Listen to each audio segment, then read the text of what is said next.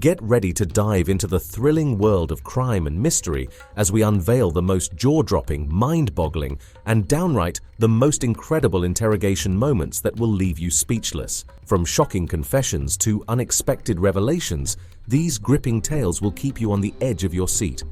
Let's embark on this gripping journey and discover the craziest interrogation moments of all time. Oh, no. Thomas Robinson. A person who is 27 years old might have to spend their whole life in jail because they shot a 17-year-old boy. But this person, named Thomas, didn't want to give up easily.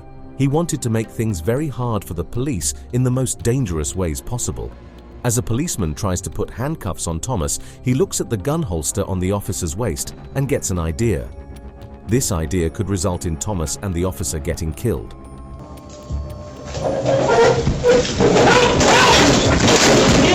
Thomas tried to grab the gun from the police officer, but the holster had special safety features that prevented him from taking it out. After a brief struggle, 2 more officers came into the room with tasers to control him, and eventually they managed to restrain him without any more problems. At first glance, it seems like Thomas just wanted to escape and was ready to do anything to achieve that.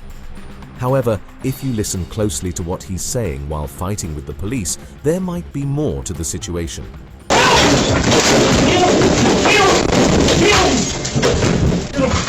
If he truly wanted to run away, it's not very likely that he would keep saying, "Kill me," right from the beginning.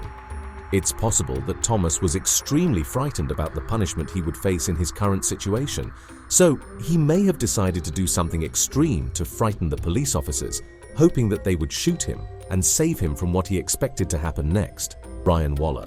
Ryan Waller didn't have good luck. His story had a really scary ending because he was taken in for questioning, even though he still had a bullet in his head. You're telling me they shot you with a revolver in your eye? Yes. Is it a BB gun? No, it was a real gun, man. It was just a revolver. They shot you in the eye. You wouldn't be talking to me right now. However, the police officers were unaware that Ryan, an 18-year-old, was telling the truth. They were making fun of him without knowing that he had been shot in the head and was having a severe brain bleed, which could potentially kill him at any time. I'm gonna go back to sleep and try to go back to bed. You're not going back to bed. On December 23, 2006, 2 men broke into Ryan Waller's house because they wanted to get back at him for a previous argument. Ryan heard a noise at the door, but when he went to check what was happening, one of the men put his hand inside and shot Ryan in the eye 2 times. Afterward, the 2 men, Richie and Larry Carver, entered Ryan's house and shot his girlfriend, Heather, killing her instantly. By some lucky chance, 18-year-old Ryan survived the attack, despite being shot in the head. When the police finally arrived at the scene, Ryan was able to talk to them, even though he had just been shot. However, instead of being taken directly to the hospital for medical help, Ryan was taken to the police station and questioned. This was the scariest hour of his life. Before the interview began, Ryan was left alone in the room. He was in a lot of pain and squirmed uncomfortably for 20 minutes straight. To make matters worse, he was handcuffed to the desk and couldn't shout for help. Ryan is not feeling well, but the detectives decide to question him regardless. Do you have a girlfriend?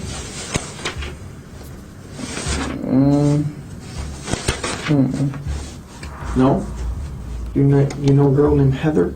The one that lives there right now? I guess, I don't know. If her name's Heather, what's her last name? I don't know which name she's trying to use as her last one.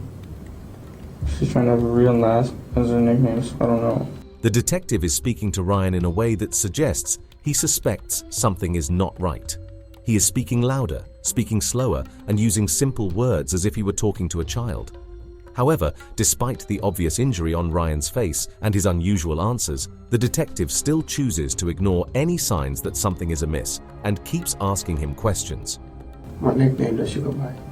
She probably wants the last name, Kyman. Kyman? How old is Heather?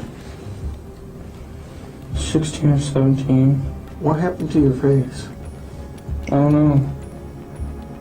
You told the officer just a few minutes ago that someone hit you. Do you remember who hit you?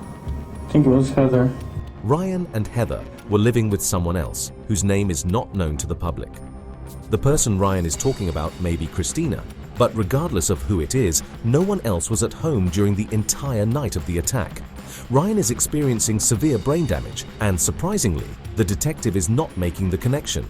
Even if the injuries were caused by blunt force, as Ryan claims, he should still see a doctor considering his behavior. However, things don't go as they should, and the situation becomes even more complicated. Christina and Heather. And Christina was on the couch? Heather was. Heather was on the couch. You told me Christina was on the couch just a minute ago. Ryan can remember and describe the exact order of events and even the names of the people involved, even though he has bullets in his brain. It may sound like a story that's hard to believe, which is why the cop is probably laughing at him. But that doesn't make it okay. Ryan is clearly in pain and distress, and he urgently needs to go to the hospital. Unfortunately, the nearest hospital is still more than 30 minutes away, and that's a long time to wait for help. I want you to tell me the truth. That's all I want. Richie and his dad came there, and I don't know why, but they put me in sleeping hold, and they put me in sleeping hold with the arrows and shit. I lived through that crap. You're all over the board here, number one. You're saying bows and arrows, you're saying revolvers, and you're saying some other thing, and you're saying they shot you in the eye, okay? They shot you with a revolver in your eye. Yes. Finally, the detective is starting to think that Ryan might be in some kind of physical trouble. He leaves the room to get an ambulance and comes back quickly to ask Ryan a few more questions about the shooting. Ryan explains that Heather has no connection to Richie or his dad, and he doesn't know why they attacked him that night. 10 minutes later, the fire department comes to check out Ryan's injury. Ryan had his blood pressure checked, but then he was questioned for a very long time, which was unnecessary and dangerous. After 56 minutes, he was taken to the hospital. The doctors at the hospital quickly realized that his condition was very serious. They discovered that he had been shot in the eye and had also developed an infection that could have been prevented with proper care. Ryan had to stay in the hospital for 35 days and suffered damage to part of his brain and lost his left eye. The worst part is that he started having regular seizures after leaving the hospital, and in 2016, one of those seizures caused his death. Richie and Larry were both sentenced to life in prison without the possibility of parole. Ryan's father sued the police department, but he only received a small punishment, less than 3 years in prison. As we come to the end of our thrilling journey through the craziest interrogation moments of all time, we hope you've been captivated by the incredible stories we've shared.